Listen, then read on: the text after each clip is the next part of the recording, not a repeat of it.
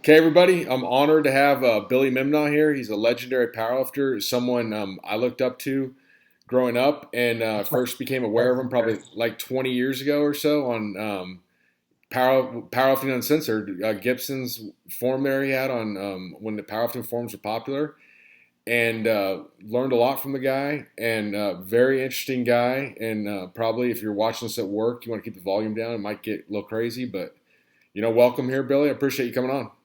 Thanks a lot for having me, Josh. How you doing? Good, really good. So you're one of the few people that's actually done both bodybuilding and powerlifting successfully. So kind of tell us, I know a little bit about you, but how? Because I thought I recall you said one time that your dad was like an executive at Coca-Cola or something. You could have a good paying job, but you basically said, "Screw it, I want Yes. to pursue the iron." Right? Right. He he started out on the truck, and then he worked his way up to sales manager, then district manager, then regional manager, then he actually became a vice president of Coca-Cola. It was actually Seagram's, which was owned by Coca-Cola, but he was a vice president. When I started lifting, he was very much for it. He actually had put in one of those like little gyms, when you're in high school with the Yeah. the little bench. Then once I started progressing and getting bigger, and I'm sure the whole steroid thing he wasn't too keen on. In fact, when I went away to college, I think when I left I was like 205 pounds, and I hadn't seen him in about a year. And when he came back up, I was about 250. Wow. My face looked like it looked like I was on a helium diet, and he sat down at the table, and I had stripes in my head like Brian Bosworth, and he said he looked at me.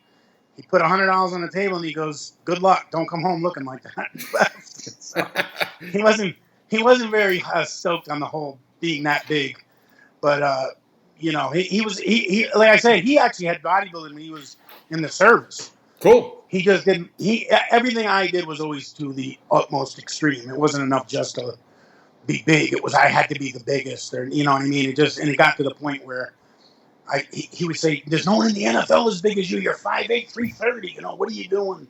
So, but he was good. It was all right. At the end, we made up. So. Awesome. So what? Did you play basketball in college or no? Played basketball in high school and college, Division II, Okay. University of Maine, and the Augusta campus. At the time when I first went up there, it was NAIA. Then it eventually switched over to Division II. So, yeah, I could have probably played Division I mid-major, but my grades were so bad that that was not going to happen. Colleges looked at me, but my grades were pretty bad. So, I graduated with a 1.8 grade point average, so oh wow, it's not really college material. One year, my junior year in high school, I failed 7 courses. I went to summer school for 7 hours a day. Well, hell, So, a D's passing, yeah. so. Well, during class, my thing was I would read Eastern Basketball Magazine. Yeah. I could tell you where every single high school kid in the country, but I couldn't do my division tables. I didn't know. Gotcha. But I could tell you what the point, so. So I know you had a, I like to, like the main thing, I like to hear these stories and stuff because I feel like that's kind of lacking nowadays. There's not as many cool gyms, like every year that goes by of these kind of old school stuff. So I know you got started bodybuilding with Jace Casagrande, and did you No, actually, I started bodybuilding. I started lifting weights. Okay. It was during my junior. I was lifting, downstairs in my basement, but I didn't really know anything about it. It was other than my dad taught me. And then when I went to college, I met this guy named Bob. Bob, what was his last name? I don't even remember his last name now. But he was. I saw him in the student activity lounge, and the guy was Bob Dooley, and I took a look at him and said, "Holy cow, he's huge." So I went up to him and said, "Listen, I'm interested in lifting weights. Will you take me to lift weights?" And he brought me to this gym called The Dungeon. It was in Augusta, Maine. Yeah. And it was like, it was one of those gyms with the rock walls with the water was dribbling down onto the floor. It's crazy, but a lot of strong dudes in there. And that was my start. And then, once you start, you like to look at competition. I always wanted to compete. So I said, I'm going to try bodybuilding. And I went to that. And then that's how I ended up meeting Jay. Well, hold on, back to Bob. So did Bob take you in as like an equal, or you kind of? Yes. Yeah, he was not a very nice person. Yeah, I remember he took your car keys. I've told the story before, but when I got a little bit strong, but I was way far from strong. I could probably deadlift on a good day, maybe 3 plates. Okay. Maybe. He loaded the bar one day to 405, and I go, "Bob, there's not a chance." He goes, "Just try it, you pussy." So I go up there, I half-ass push it because I'm going, "It's not a chance." He goes, good up there. So I try it. I miss, of course. And he comes over and he kicks me. And he goes, try it again. I tried it again and missed again, of course. There's no chance. It might as well have been 900. That's about how much chance I had to pull it. So finally on the third one, he smacks me in the back of the head and knocked me down. And took my coat and my car keys and drove my car to his house and made me walk home.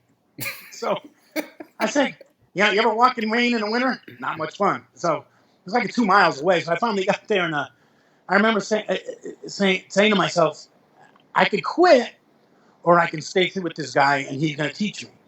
And I decided to stay with him. I said, he has the keys to the kingdom. I want to know what he knows.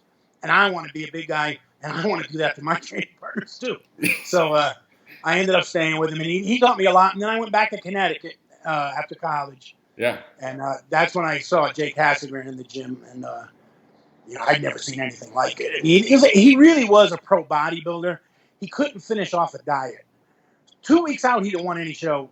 He won nationals, I think. Then as the show got closer, he would like to go, I'm shriveling up. I've got to eat hamburgers. And he'd come in the show over-carbed, and he would never be. But he was doing 365 on the incline bench for like 8 when I walked into the gym. And he had this tank top on that was probably a string. You could see everything on him. I don't think if you balled it up, it would be the size of a marble.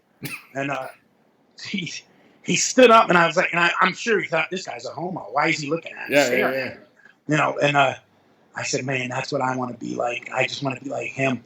But I was so intimidated, and I was so timid. I felt like I was small. Well, I was small. And so, like, if he was doing chest, I would do back on the other side of the gym. Or if he was doing legs, I would do chest on the other. Whatever he was doing, no matter what my schedule was, whatever he did, I do the opposite. I said, just don't notice me. Just don't notice me. And one day I was squatting, and I've told this story before. I had 3 plates on both sides, finally. And I'm walking back. I have no collars. And all of a sudden, you know how it goes. The plate started moving. I'm going, uh-oh. So I'm trying to get it back in the rack, and the plates start falling. It's like Lee Moran, except with 315. And all I hear is, get out of my gym, you fucking geek. And that was the first words he ever spoke to me. And I said, oh, my God, it's a disaster. But he noticed I trained hard. He kind of took me in, and that was like the start of the whole thing. Didn't he say? Yeah, he was funny because I'll tell you the story, too. I've been training now for a couple of years, and I've gotten bigger. I was not an easy gainer. It took me 2 years to bench 225. It took me 4 years to bench 315. So nothing came very easy to me. The size came on fairly quickly, but strength did not. And I remember asking him, I said, I'm thinking of going on steroids. What do you think? I'm thinking about in a year and a half or 2 years. He goes, 2 years? You should go on tomorrow. I'll tell you what to get. So he gives me this list of what to get. And the steroid dealer in the area, his name was Daryl. I won't give the last name. But I go, this is what I need. Jay said to come to you. And he looked at the list and goes, what the He goes, who told you to do that? I go, Jay. He goes, listen, here's a word of advice. Whatever Jay tells you, you do half. Whatever Jay tells you to do. So that was my introduction to Jay. What was his recommendation? Like what was the cycle recommendation? I think he started me out at like 2,000 mgs tests. What? Like 900 mgs of DECA and like 100 D-ball, 100 mgs D-ball a day. Daryl looked at it and was like, no, dude. Back then it was farm grade too. It wasn't like a underground lab China shit or Mexican shit. It was like, you took 200 mgs of SIP back then. It was like taking 800 mgs of SIP now. It was not even close. I remember taking those anadrols when they first came out. And, it was 50 mgs. I took 2, and I thought my head was going to explode. And I said, so if you can't compare the drugs today to what they were then. But that was my introduction to Jay. It was never nothing small, always big. What about, so you were saying one time you told me about tell a story here, sort of like a rites of passage about when you came to the gym late and he was up front, remember? Yeah, so I had, usually I would train at like 4 or 5. I can't even remember. So I drove into the gym, and I'm coming into the gym, and Jay's at the desk, and he goes, where you been? I've been waiting for you. And I was like, what? He goes, yeah, we're training together now. You're my training partner. And it was like, man, it was like Jesus was saying, I accept you. You know what I mean? I couldn't believe it. I said, oh my God, it's like a dream come true. So that's awesome. Sandy, this battery's dying. So yeah. What about so then fast forward to there, your bodybuilding, you have some success in bodybuilding. How'd you get into powerlifting? Well, I bodybuilded from let's see, 88, 89, 90, and then I got a little upset at the way the sport was going.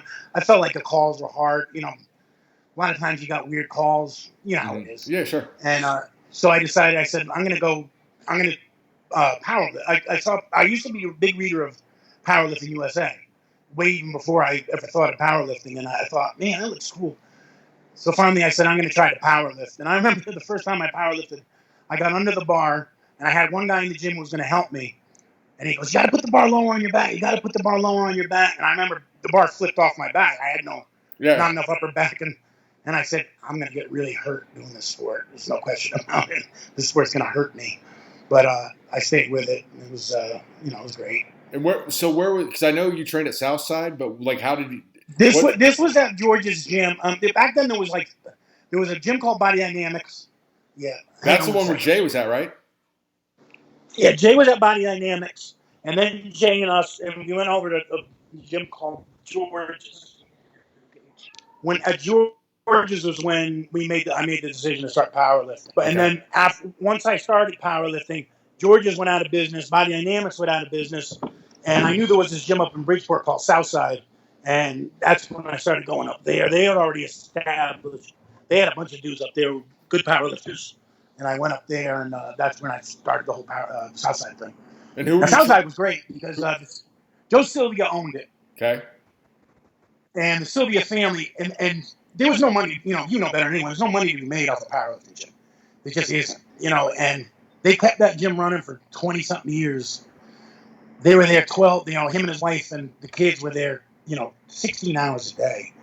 They were really good people, all in on powerlifting. And so I went up there, and then eventually Ronnie Dayton and Mike Olmo, my two trainers, had come to the gym.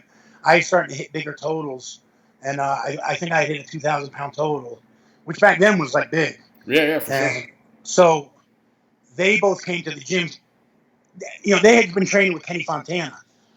And they wanted to try something new. Kenny was pretty old school, progressive overload. Yeah. They knew I was doing West Side, so they said they wanted to try it. So I ended up training with them and, teaching them box squatting and all that stuff. But they picked it up immediately, and eventually they actually were as much my coach as I wasn't coach.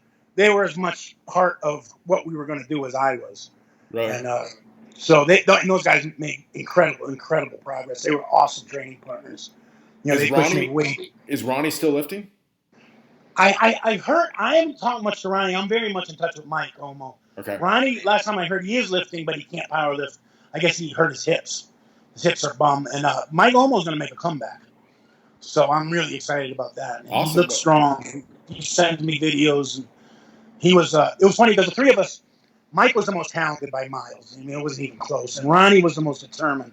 And I was probably the most who understood training better than the other ones. So it was like Mike was the best squatter, Ronnie was the best puller, and I was the best at Good Morning. So our max effort nights were always trying to beat the guy who was the best at it. Yeah. They hurt me a lot. I must say, I got hurt many times, but they made me strong for sure.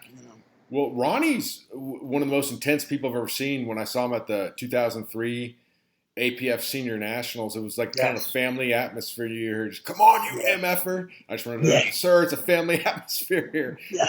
And Ronnie at the year he won the seniors, he needed an 821 deadlift to win. So he was pretty psyched up going up to the bar.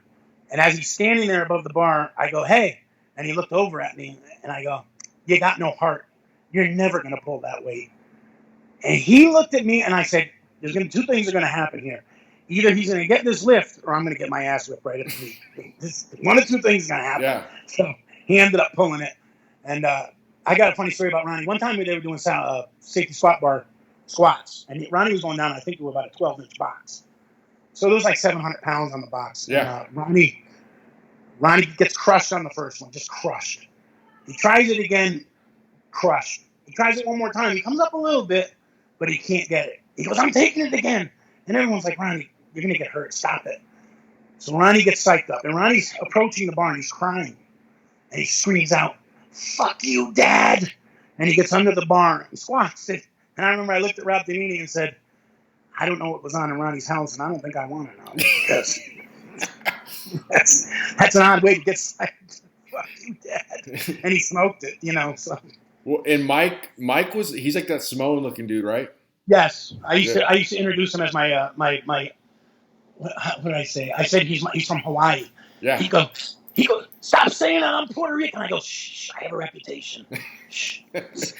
Get all pissed off. Yeah. So, but he's a great guy, good guy. We stayed friends for the whole way. Messaging.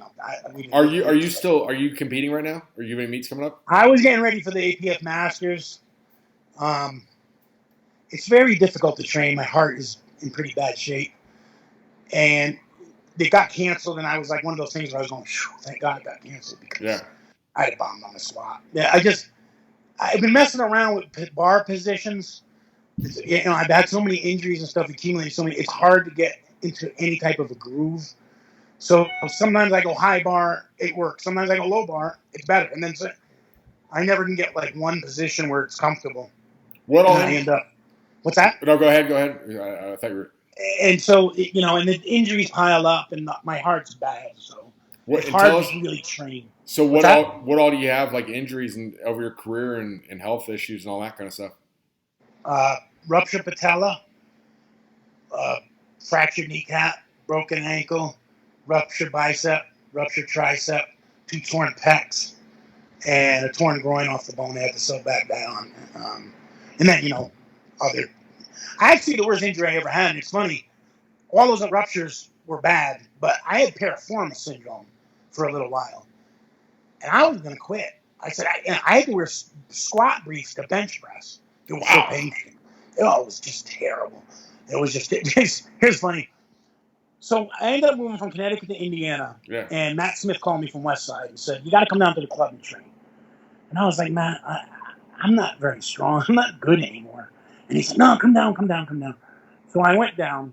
I had this piriformis syndrome, and I had my SI joint was out. And I went down there, and I usually wear like size 46 briefs. I ended up grinding a size 42, so I couldn't get my briefs on. AJ comes over and gives me a baggy pair of briefs, like a 50. So I'm squatting, and I could see everyone there. They all knew who I was. Yeah. Because I had a big reputation. And then I could see in their eyes, they're going, this is Billy Mimnaugh? He sucks.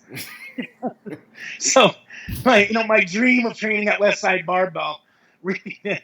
But I trained down there for a year. On Fridays. I was a Friday guy only.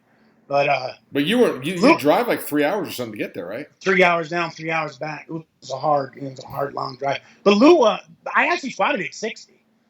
After all the injuries and stuff. I did really well down there for what I had in my body. It was amazing. Lou's a genius.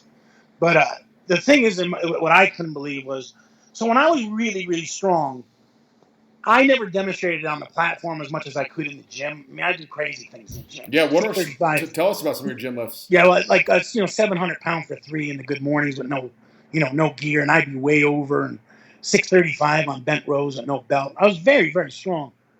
But when I went to Westside Barbell and saw those guys squat, all I could think of, I was strong, but I wasn't like them. Jesus. AJ those Roberts. Lifts are not maybe regular power lifts, but those and just like strength in general are insane. Like, and I could do things like, it was weird because my incline bench was 500. What about my raw bench was 500? So it's like, I don't know how that works. And my seated press is overhead. I used like 160-pound dumbbells for 10. It wasn't very, What? I was very, very strong, but I never the power lift. My form held me back because I was one of these guys. My form was bad. I knew my form was bad, and I just said, "Well, I'll just be stronger than everyone else." But there's always like a limiting factor with that. You get to a certain level, and then you can't get stronger. And so, like, I squatted 942. I really should have been squatting close to 1,100 pounds. But I get in the hole and I bend over, and especially in gear, there's gonna be less room for error than if you're doing it raw. Obviously, if you're raw, you can make some mistakes and be really strong. But gear, you're off a quarter inch, you're screwed. Yeah, absolutely. So it was very, very frustrating. But the West Side thing was one of the best. I really enjoyed it. It was almost better that I went down there when I wasn't.